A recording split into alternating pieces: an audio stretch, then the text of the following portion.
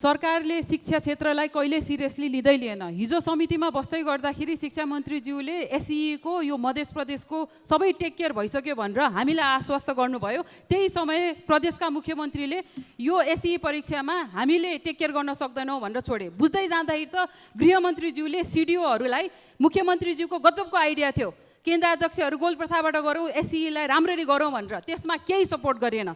हुन त 2-4 वटा आँप खसेर केही हुँदैन भन्ने प्रधानमन्त्रीज्यू, हालका प्रधानमन्त्रीज्यू, तर गृहमन्त्रीज्यूलाई के भएको, यसमा म उहाँको गम्भीर जवाफ चाहन्छु।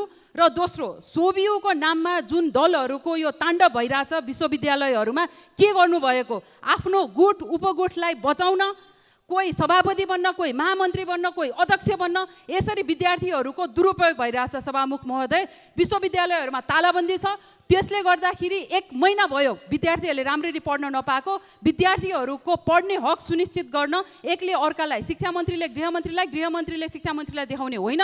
म यसमा प्रधानमन्त्रीज्यूको ध्यानाकर्षण पनि गराउँछु र भन्छु, विद्यार्थीहरूको पढ्ने हक सुनिश्चित गरियोस्। होइन भने यहाँ एउटा रेस्लिङ म्याच खेल्नको लागि लायोस्, विद्यार्थीहरूको टाउको फुटाउने होइन, आफ्नै टाउको फुटाएर कुन गुट बलियो डिटर्मिन गर्नुहोस्। धन्यवाद।